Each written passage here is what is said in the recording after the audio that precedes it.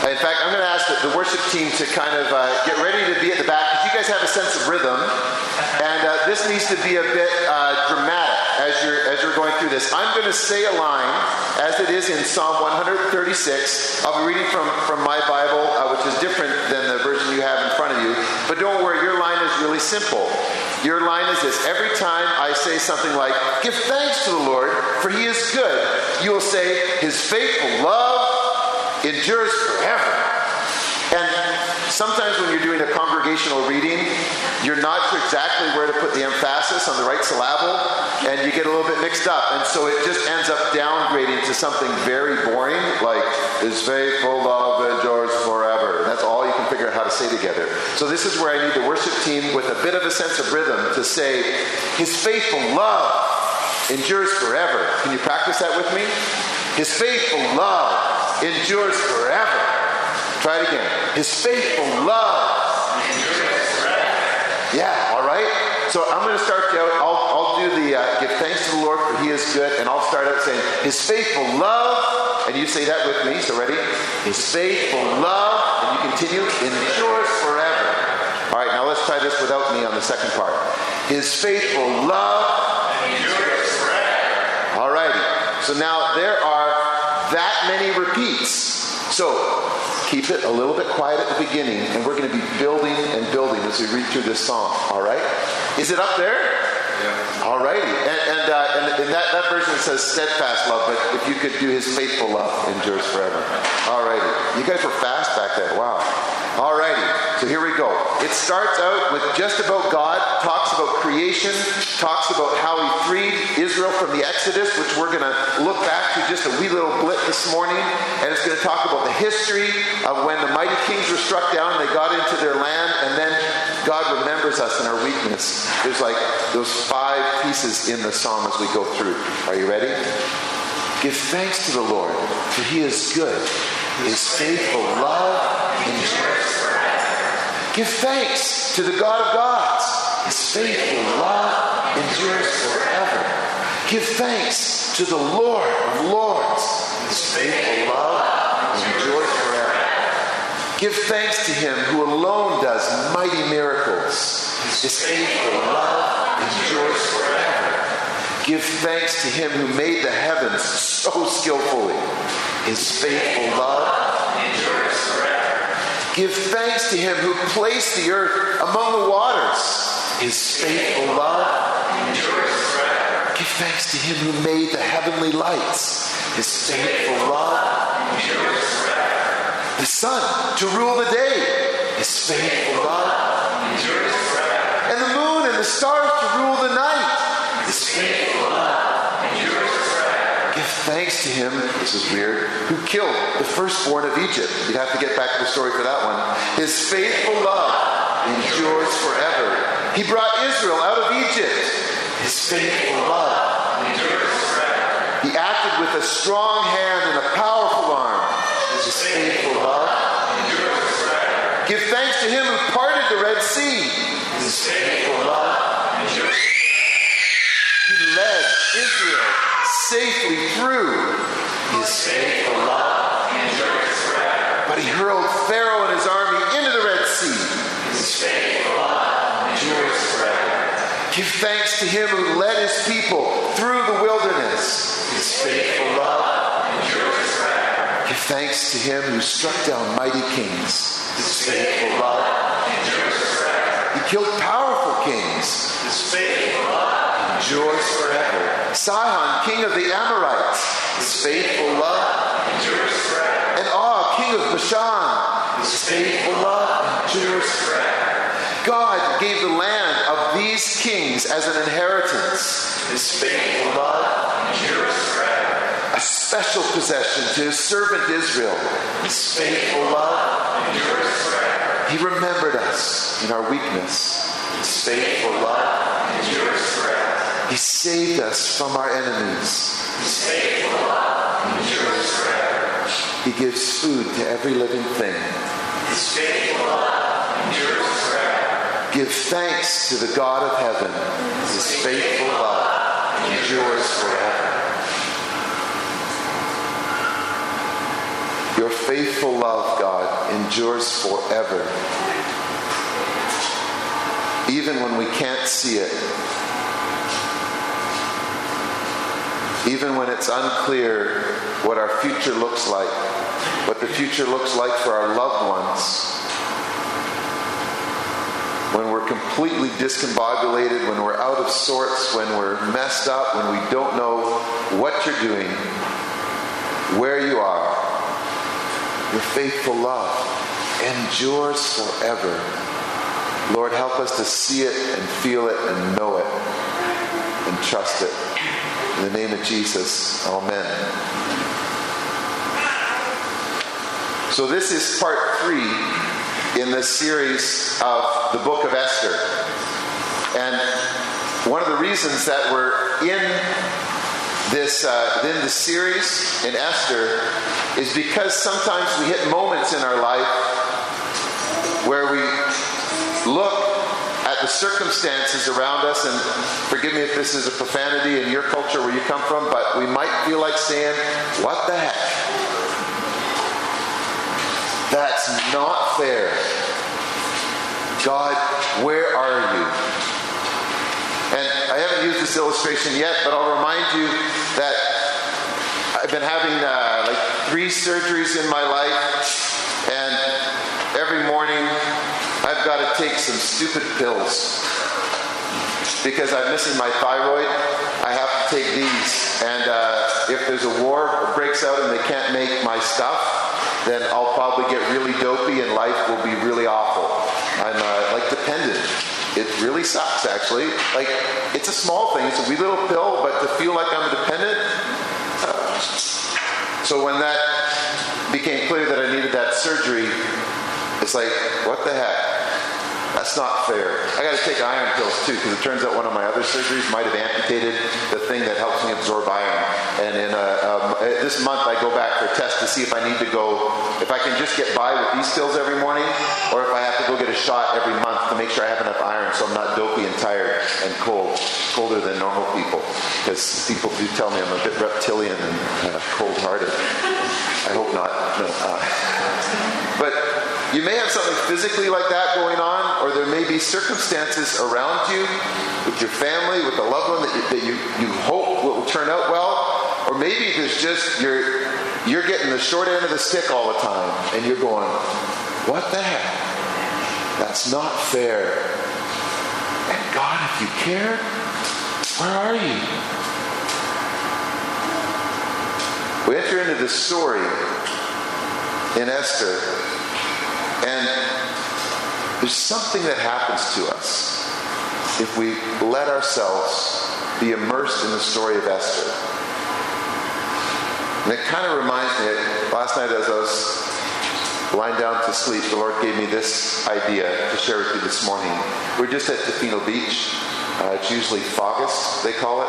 But we had clear weather and sunny, and we had our best sandcastle building ever. And we also had our best time in the water because we had massive, awesome boogie boarding, and we even I learned how to surf. I stood up for 2 seconds as I was falling over. But I wanted to tell you about those 2 things, because in both things, the sandcastle and the being out in the water, waves are tremendous.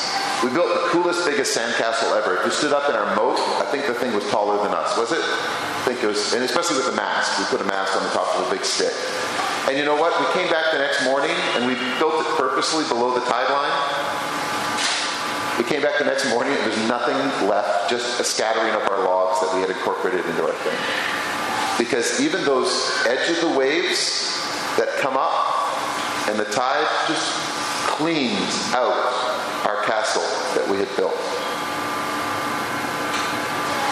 And when we're out in the waves, they told us when we're surfing, don't let the board get between you and the waves, and because they're pretty powerful. And I let my board, I was really tired surfing, I let the board get between me and the waves, and a wave popped it up, and I tell you, that light board, when it hits your chin, It's really heavy, and I'm glad I have it here, because otherwise I would have a bruise on my chin from this. That was one of the experiences, that the waves are just relentless. And as we went walking out into the waves, and you feel them crashing against your body, and you go deeper, these waves just crash and crash and crash. And Greg was learning how to surf better, my son. So he went out into the green wall territory and got tumble dried, I think you call it, where you just get tumbled in and you feel the power of the waves. If you're sitting here wondering, where is God? This book of Esther doesn't overtly mention his name once, but if you live in this book long enough, it's just like the waves that destroy the castle. It just gets washed away. You're out there in the waves, and you begin to feel the power of the waves pounding and pounding and pounding. This book brings again and again, it says, God is here. God is here. And the waves just roll in over and over again. There's a famous apologist in Czech lands. His name is Tomáš Halík. He says the difference between an atheist and a believer is their patience with God. The difference between an atheist and a believer is their patience with God. In this story, Esther was orphaned. We don't know how her parents died, but she was orphaned. She got adopted by her cousin, who was old enough to be her uncle, who treated her like he was her dad. Esther had to wait a whole long time in her life before she began to see things working out and wondering, what the heck? This isn't fair that my parents died. She might have been asking, God, where are you?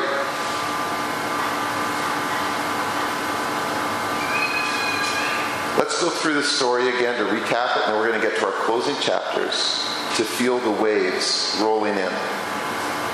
And hopefully, you've built your questions of what the heck, this isn't fair, God, where are you, below the tide line, so that you can let the ocean of God's love wash away your doubts.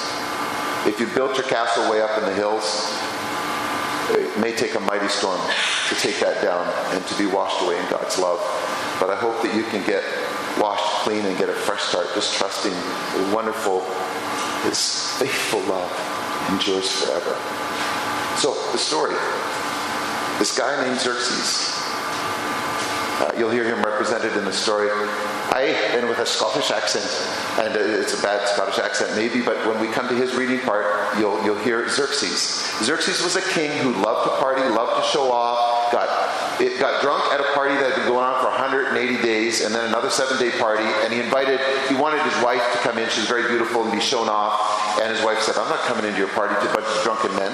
And he said, well, all right then, and then he figured out with his officials what to do. He got rid of that wife, and they suggested that when he realized, I guess I haven't got a wife now, they said maybe we should have a beauty contest in the whole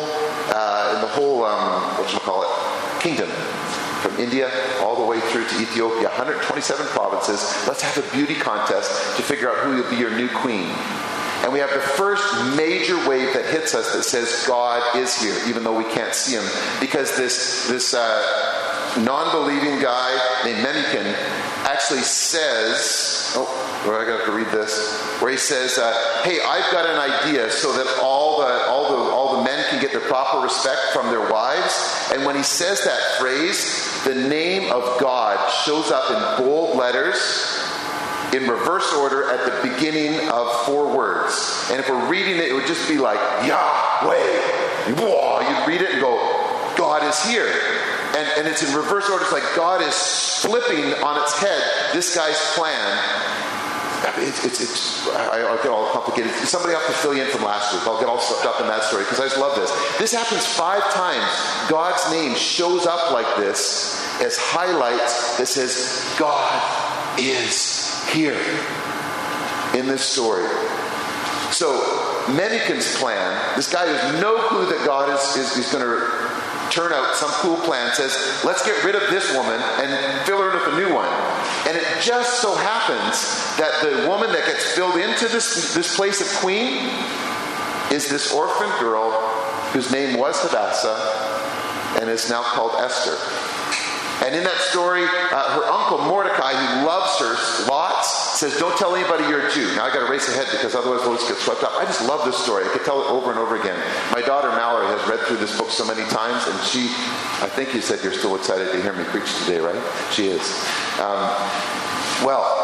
She just so happens to become queen.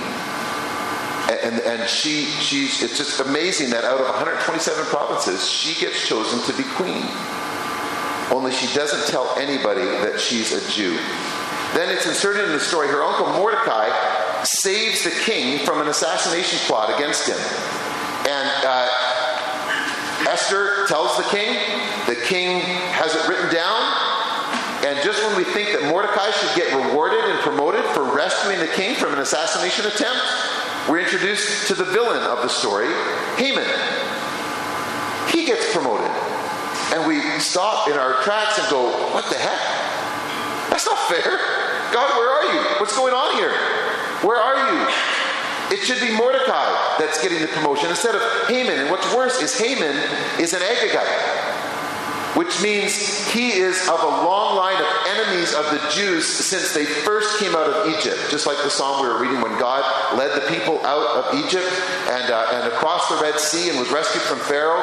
The Amalekites, as they were called back then, attacked the Jews. The stragglers were really vicious, had a reputation for doing this. And they had a long history of being enemies of the Jew. And their leader at one time was King Agag. And thus, Haman is like an arch villain to the Jews. And he gets promoted. And then he sees Mordecai never wanting to worship and bow down to him. And so he wants to kill Mordecai. We're going to pretend that this guy is Mordecai, all right? Because he's handy sitting here like this. So every time Haman sees him, he's like, how come? Oh, and then he learns he's a Jew. And Haman is super evil. And he's like, Jew.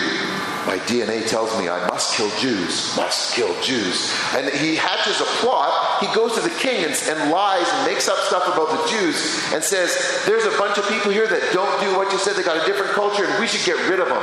Let's make a law that we can kill every single Jew. And the king goes, okay.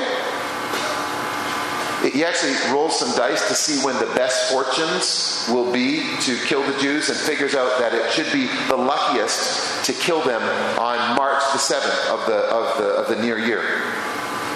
He hatches this plot, and that's where we ended the first sermon, because the king and Haman sit down to drink wine and celebrate their great idea, and the whole citadel that hears this message first is just absolutely bewildered. What the heck? Even non-believers are like, what the heck? That's not fair. Then Mordecai begins his mourning. I won't wail this time. Those of you here last week, I hurt somebody's ears and I gave somebody whiplash who had fallen asleep at that moment in the message. They were wailing and calling out to God, which isn't mentioned right in the text. Esther finds out her uncle is mourning. She says, what's going on? He says, hey, listen, Esther, now is the time. You need to act. We're all going to get killed. You need to go into the king and ask him to rescue you. But there's massive tension in the story because she hasn't been invited in for 30 days to see the king. And she knows that if she goes in uninvited to the king and he's displeased with her, let alone the last queen that went in and said no, or you're stupid, I'm not doing that, she got kicked out. She knows that if she goes into the king and the king does not put forward his gold scepter, she could die. She says this to her uncle, whom she has obeyed and respected her whole life. Her uncle says, and these are really important words for us, Mordecai sent this reply to Esther, and forgive me, I'll read in Mordecai's voice. Well, don't think that for a moment that because you're in the palace you will escape when all the other Jews are killed. If you keep quiet at a time like this, deliverance and relief for the Jews will arrive from some other place. But you and your relatives will die. Who knows if perhaps you were made queen for just such a time as this. There is a profound mystery here. We'll come to it at the end. Who knows that you've been put here for such a time as this, Esther? You need to act bravely. And then we hear Esther's plan. She says, we're going to fast and, she doesn't say it, pray to, she doesn't say it, God. And it's this other wave that hits us that says, God is here. She is fasting and everybody, all the Jews in the citadel are going to fast but God is never mentioned. It's another wave that hits us that says, God is here.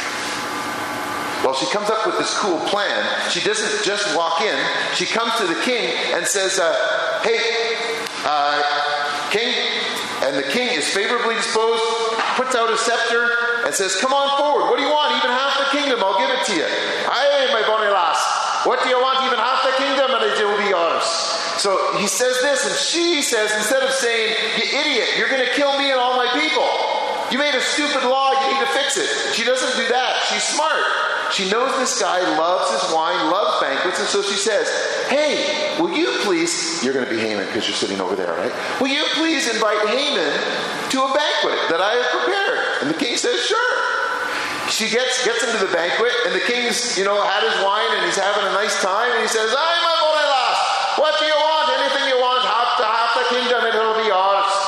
And she says, this is my request. If I please the king, will you come tomorrow to the second banquet I've prepared for you? And I didn't do her voice right. We'll get to that later. Second banquet. Now, Haman is like stoked. He's like, woo, I'm on top of the world. I'm amazing. He goes home and brags to his wife and his friends and says, I'm just so amazing. Oh, but all of this means nothing to me. Well, that Mordecai sits at the gate. And by the way, this is now the third time when he delivers that phrase that Yahweh's name shows up and hits us like this big rogue wave. Boom! And we're reading the text and we say, God is here, but they don't know it. If you're paying attention, that wave just hit you and you know God is here. And so his wife says, ooh, I got an idea. If you want to get rid of that Mordecai, why don't you build a 75-foot tall pole and we'll impale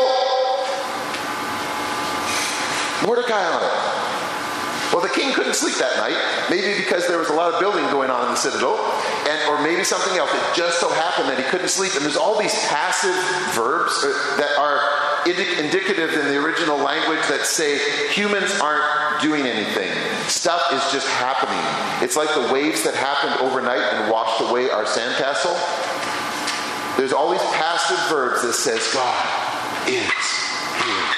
God is here.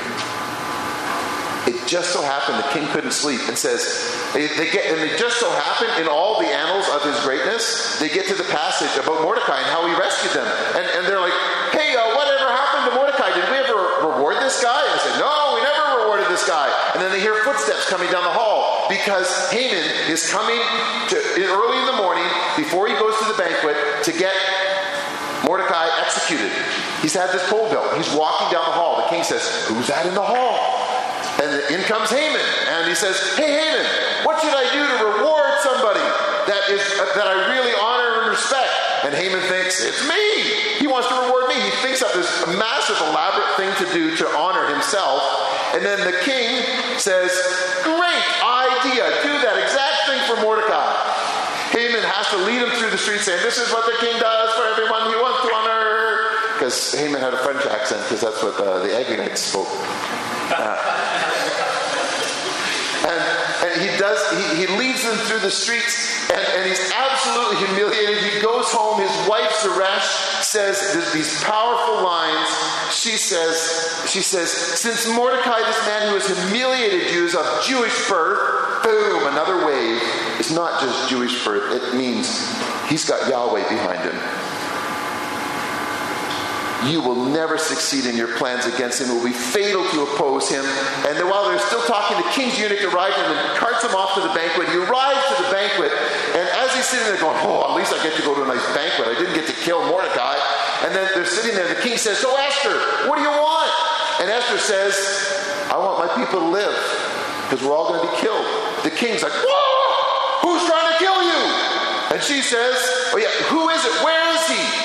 And he uses another acronym thingamajiggy there that the writer of the text does to show off a different name of God that says, God is here.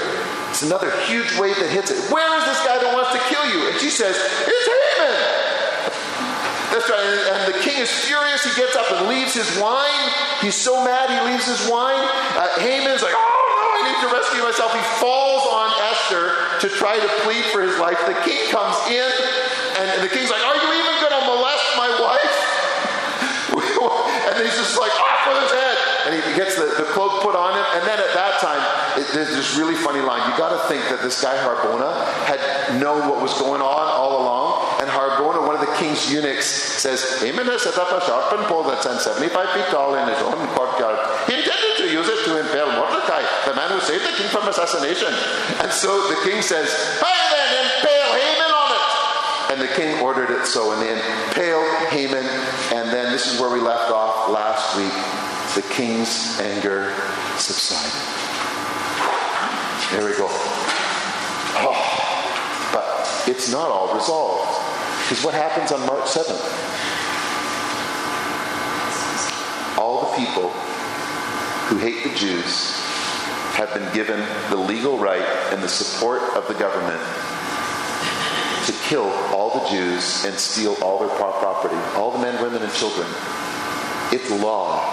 And do you remember what happens in the laws of Media and Persia? They cannot be revoked.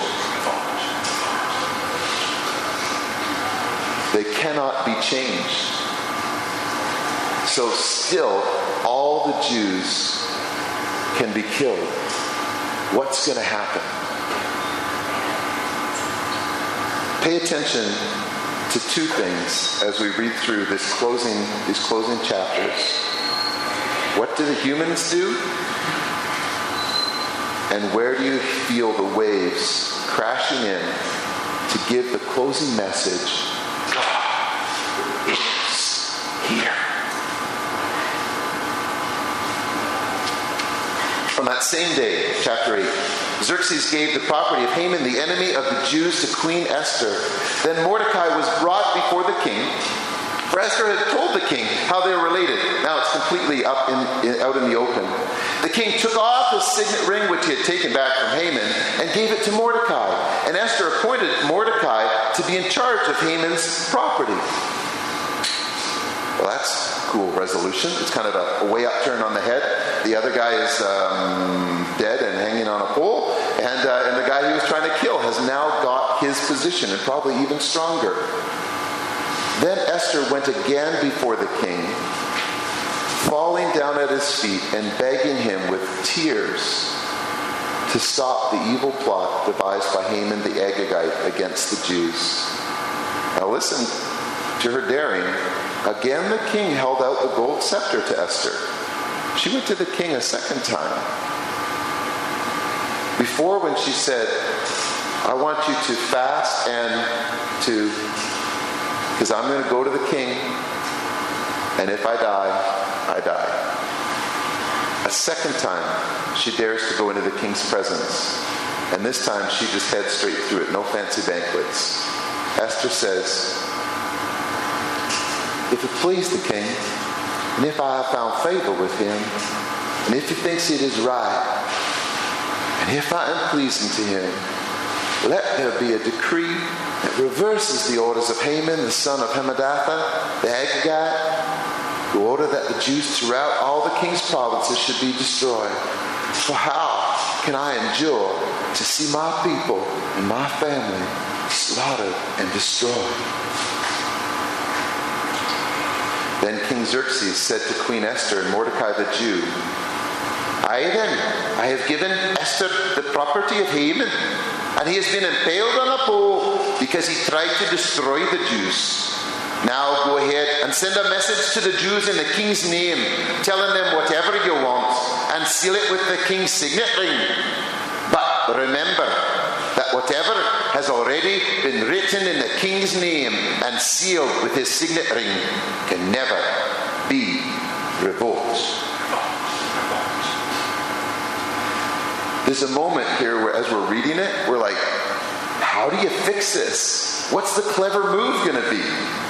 How are they going to resolve this? So on June 25th, the king's secretaries were summoned, and a decree was written exactly as Mordecai dictated it. Mordecai had an idea. Mordecai needed to do something. Mordecai acted on a plan. It was sent to the Jews. And I like how this unfolds. It doesn't tell us what happened. It just leaves us in suspense and tells us stuff that we already know. It was sent to the Jews, to the highest officials, the governors, and the nobles of all the 127 provinces, stretching from India to Ethiopia. The decree was written in the scripts and languages of all the people of the empire. Tell me, what does the script say? Including all of that of the Jews. The decree was written in the name of... Tell me, what does the thing say? It was written in the name of King Xerxes and sealed with the king's signet ring. Mordecai sent the dispatches by swift messengers who rode fast horses, especially bred for the king's service. You can hear the urgency in the other two decrees that went out for the beauty contest and the kill the Jews thing. They were just sent out to the 127 provinces, like by normal snail mail. This was sent out by like express post on the Pony Express on horses, bred especially for the king's service. And this is the cool reversal. Verse 11, the king's decree gave the Jews in every city authority to unite, to defend their lives. They were allowed to kill, slaughter, and annihilate anyone of any nationality or province who might attack them or their children and wives, and to take the property of their enemies. The day chosen for this event throughout all the provinces of King Xerxes was March 7th of the next year. Obviously chosen at the same time that all the enemies were supposed to be able to get freedom to kill the Jews. A copy of this decree was issued as law in every province and proclaimed to all peoples so that the Jews would be ready to take revenge on their enemies at the appointed day. So urged on by the king's command, the messengers rode out swiftly on fast horses, bred for the king's service. The same decree was also proclaimed in the fortress of Susa. That's the capital where the king lives. Then Mordecai left the king's presence wearing royal robes of blue and white, the great crown of gold, and an outer cloak of fine linen and purple, and the people of Susa celebrated the new decree. How did they react to the last decree that was sent out to kill the Jews? Bewildered. And this time they're like, oh, that's fair. That's a good thing. Before, when we were saying, God, where are you? All the people are saying, this is getting resolved. The Jews were filled with joy and gladness and were honored everywhere. In every province and city where the king's decree arrived, the Jews rejoiced and had a great celebration and declared a public festival and holiday. And many of the people of the land became Jews themselves. And it says here, for they feared what the Jews might do to them. Now, if we're talking normal geopolitics, maybe that's just true. Everyone's like, hey, we should convert and become a Jew because they're getting all the power and we should be on the winning side. Maybe it's as simple as that. But for fellas to become Jews when they're grown up is kind of uncomfortable. So becoming a Jew is a big deal that way. And more than that, when you become a Jew, you recite the Shema, which isn't recited here. And it's from Deuteronomy chapter 6. This is some of the only Hebrew I know. I was taught this song by Professor Sturhan at our Bible college. Shema Israel, Adonai Eloheinu, Adonai Echad. Hear, O Israel, the Lord your God, the Lord is one. If they were to become Jews, they would be saying, there is only one God, and He is mine. A wave hits us when we read this that says, God is here. They are coming to God. They see Yahweh. So on March 7th, chapter 9, 2 decrees of the king were put into effect. 2 decrees. On that day, the enemies of the Jews had hoped to overpower them. But quite the opposite happened. It was the Jews who overpowered their enemies. The Jews gathered in the cities throughout all the king's provinces to attack anyone who tried to harm them. But no one could make a stand against them, for everyone is afraid of them. Afraid of them. This is that when we go back to Zeresh going, since Mordecai, this man is humiliated, is of Jewish birth, you'll never succeed in your plans against him. It might be just they're afraid of the Jews, but really they're probably afraid of. And all the nobles of the provinces, the highest officers, the governors, and the royal officials helped the Jews for fear of Mordecai. Only Mordecai? For Mordecai had been promoted in the king's palace, and his fame spread throughout all the provinces as he became more and more powerful. So the Jews went ahead on the appointed day and struck down their enemies with the sword. They killed and annihilated their enemies and did as they pleased with those who hated them. In the fortress of Susa itself, the Jews killed 500 men. They also killed, there's a bunch of sh's and weird names in here that are hard to pronounce. I got mixed up. They also killed Parshadatha, Dalphon, Ashtatha, Paratha, Adalia, Aridatha, Parmashta, Arishai, Aridai, and Vaisatha. The 10 sons of Haman of Hammedatha, son of Hammedatha, the enemy of the Jews. But they did not take any plunder. If we were skillful readers and diligent readers of the Old Testament, we just got hit by a surfboard that popped up on a wave that says God is here. They did not take any plunder. If you go back to the original story of the Agagite, I'm not going to tell you the whole story, but this is briefly how it goes. It's in 1 Samuel chapter 15, and you can read it there. God says to the people of Israel, through Samuel the prophet, go tell King Saul, I'm going to settle my accounts with the Amalekites and King Agag. Because God does this every once in a while when people are evil and rebel and are awful. Sometimes he just says, now I'm going to settle accounts.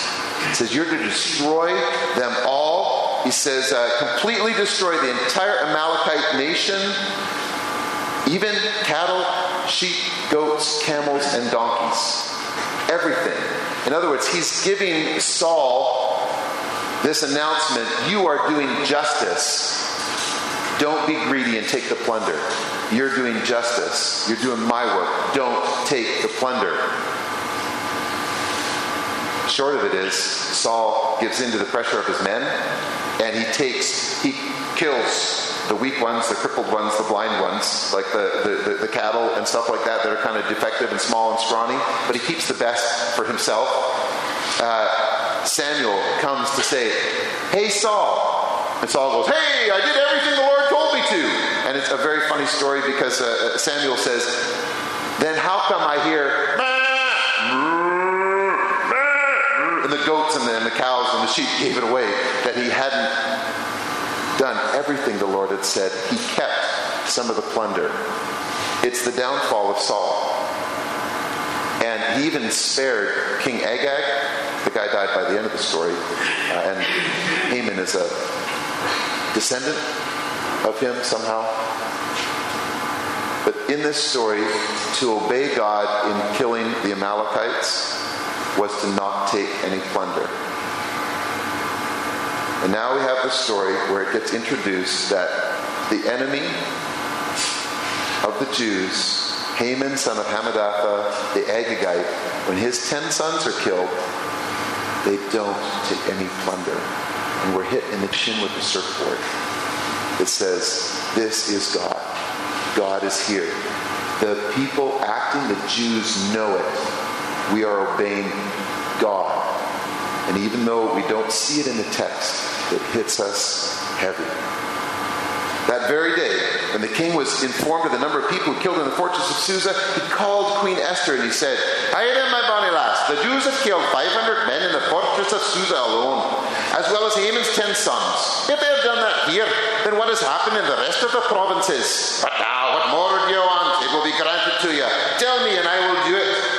Esther responded, "If it please the king, give the Jews in Susa permission to do it again tomorrow, as they have done today, and let the bodies of Haman's 10 sons be impaled on a pole." I don't know if that was shish kebab or if that was one to their each pole, but they're already dead. They didn't feel it. So the king agreed, and the decree was announced in Susa, and they impaled the bodies of Haman's 10 sons. Then the Jews at Susa gathered together on March 8th and killed 300 more men.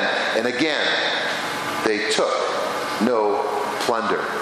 Bam! Surfboard to the chin. God is here. Meanwhile, the other Jews throughout the king's provinces gathered together to defend their lives. This is sort of like where you have the full story in Susa, and now this is the inset of the rest of the entire empire. They gathered together to defend their lives and gained relief from their enemies. Remember, gained relief is this word that says, gained relief, it's passive, it means God is here. They gained relief from all their enemies, killing 75,000 of those who hated them, but they did not take any plunder. Bam! Once again, this was done throughout all the provinces on March 7th, and on March 8th they rested, celebrating their victory with a day of feasting and gladness. The Jews at Susa killed their enemies on March 7th, and again on March 8th, and they rested on March 9th, making that their day of feasting and gladness. Are you getting a little bit bored here? This has a huge purpose. This is like a denouement with a power punch to it. So to this day, this is like a historical footnote, it feels.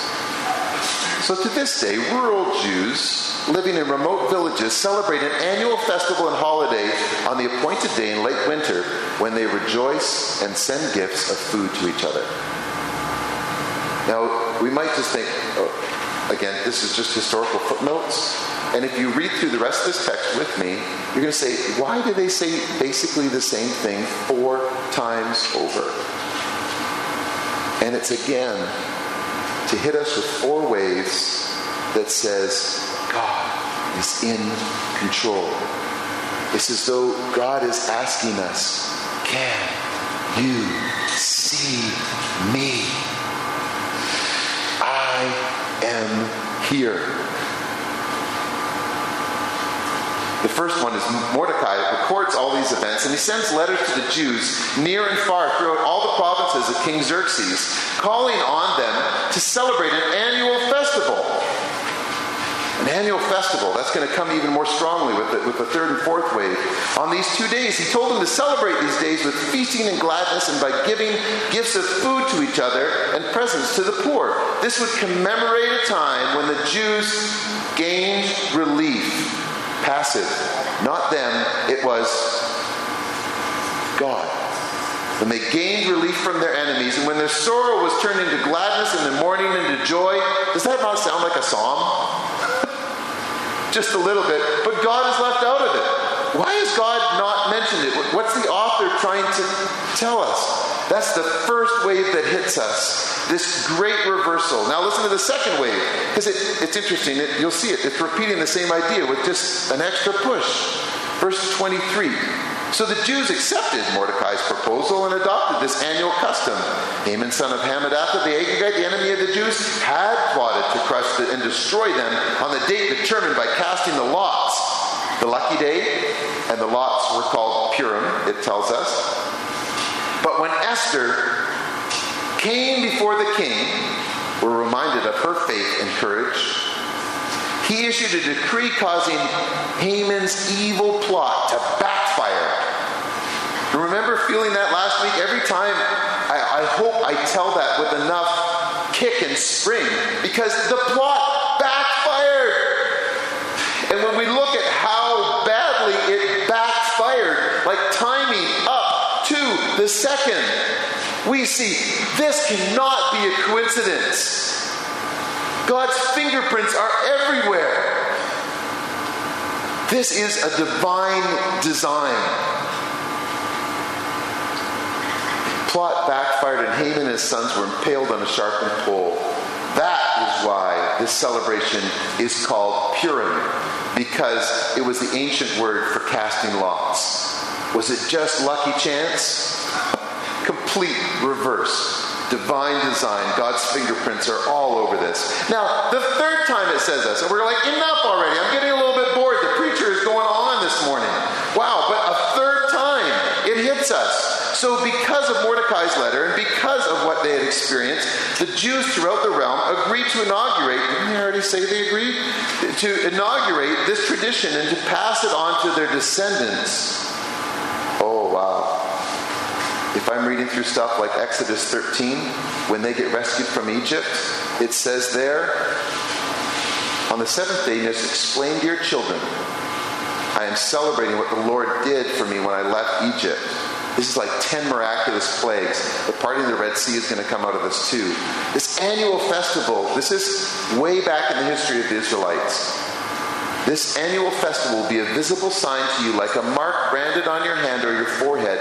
Let it remind you always to recite this teaching of the Lord. With a strong hand, the Lord rescued you from Egypt. Who did it? Back in Exodus, it's clear. A strong hand and a mighty arm. The Lord rescued you out of Egypt. So observe the decree of this festival at the appointed time each year. That's for Passover. The most central rescue of all the Jews from Egypt. And you hear the phrasing and the words being used here again? They agreed to inaugurate this tradition and to pass it on to their descendants and to all who became Jews. They declared they would never fail to celebrate these two prescribed days at the appointed time each year. These days would be remembered and kept from generation to generation. This wave is getting huger and huger that says, remember that God did this for you. You couldn't see him. It felt like he was gone. But God is here. And every family will celebrate this in all the provinces, the cities of the emperor, of the empire. This festival of Purim would never cease to be celebrated among the Jews, nor would the memory of what happened ever die out among their descendants. It's just so again and again. And then there's a fourth wave. I'm getting completely bored now. The fourth time, 29. You find that every boring text in the Bible often has the most powerful spring-loaded message for us. Verse 29, then Queen Esther, the daughter of Abihail, along with Mordecai the Jew, wrote another letter, putting the queen's full authority behind Mordecai's letter to establish the festival of Purim. Letters wishing peace and security were sent to the Jews throughout the 127 provinces of the empire of Xerxes. These letters established the festival of Purim, an annual celebration of these days at the appointed time, decreed by both Mordecai the Jew and Queen Esther.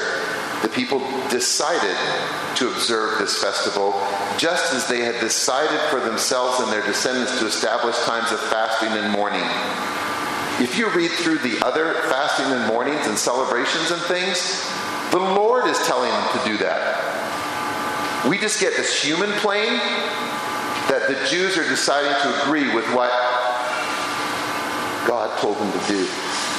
This fourth wave hits us that everybody in the story now recognizes God is with you. And the author is asking us, do you see him too in your life? Were you an orphan, wondering why your parents died and what the purpose of your life was? Were you Mordecai saying, what the heck? That's not fair.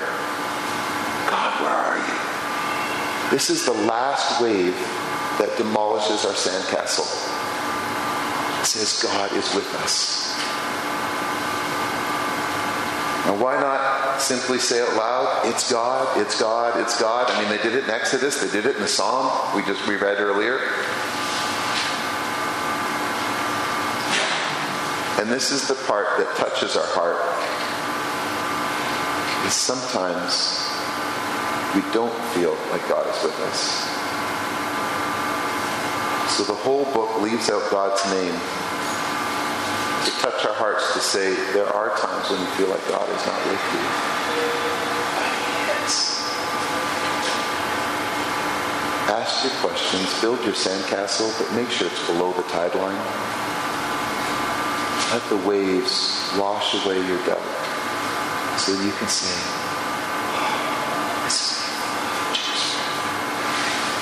this faithful love endures forever. I see God.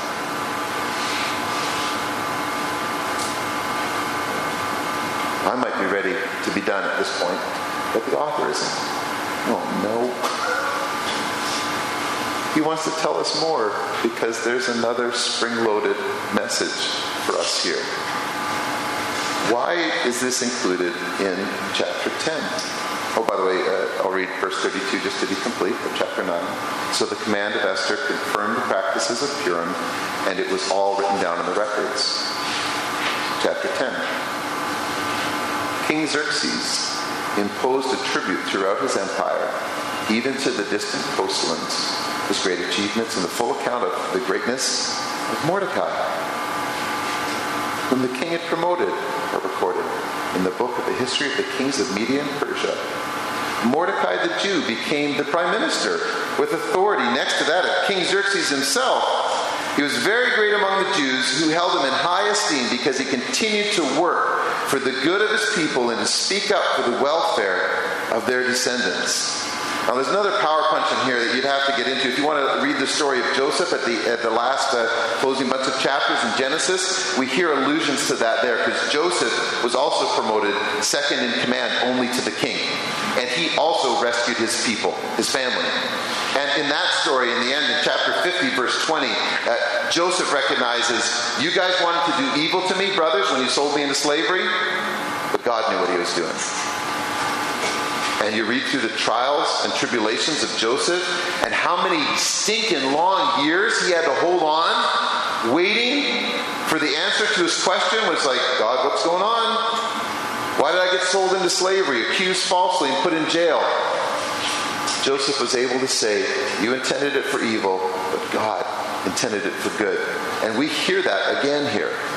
And in the story of Joseph, he made moral choices. He was smart and he was wise, like Esther. And like we read here, where did Esther learn her smarts from? Where did she get her courage and faith from? When Mordecai said, who knows that you have been brought to this place of being queen for such a time as this? You need to take courage and act. And this is one of the things that blows our mind. In the Bible, there's these amazing paradoxes. There's this thing called the Trinity, that God is one, and he is Father, Son, and Holy Spirit, and I am us, is how he's introduced in the first couple chapters even of Genesis. And we look at that and we go, how can a one God be three? And you just see the waves hitting you enough in the scriptures that you go, it doesn't fit my human logic. I cannot comprehend it. But it says it enough that I will just accept. God is one, and he is Father, Son, and Holy Spirit. We come across another mystery in the New Testament, that the Son, who is eternally God, came down and was fully human. And there's lots of human logic people that in the first centuries were like, no, we got to figure that out with human logic. We got to figure that out with human logic. And they invented a whole bunch of heresies, and Joe could name all of them for you. I could not. They invented heresies trying to figure out the human logic. How can a guy be fully human and fully God? That doesn't fit my brain. But we read it enough that we just go, I guess God's smart enough to figure out how to be fully God and fully human. Because he needed to be. We've been reading about it in the mornings here. I imagine it's in the bits here, right, that we read in the responsive reading. Well, we come to another one here. God is in control. God is here. And we need to hear this message because we lose sight of him. And because we might fall off this edge of the cliff and think, God isn't in control. God is gone. I need to control my own life. We're lost. God is stupid. People become atheists because they lose patience with God, because they lose sight of this. And they climb back onto the trail if they can and realize, I can see God. But they can fall off the other cliff just as easily. Oh, God's in control. Cool, video games. Let's just go relax and surf. I don't need to do anything. I don't need to have faith. I don't need to be, I can just be a hyper-Calvinist.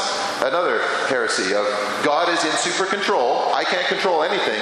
In fact, I might as well become a Muslim because God is just fate. God's in control. Just fate. I don't need to do anything. We could fall off that other side, but the book of Esther does not let us get there. Because it ends with Mordecai and what he did. And he spent his whole life looking out for the good of the Jews.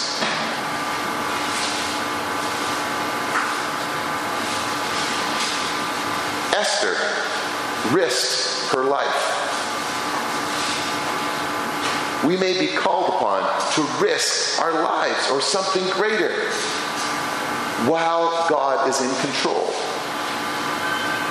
So as we close here, this is what holds us on this beautiful truth. God is in control. He is here. You need to act with faith and courage like Mordecai and Esther did. So what bungee cord needs to rescue you and pull you back up? Do you need to believe again that God is in control, that He is present in your life? Or do you need to step up and act with courage like Mordecai and Esther did?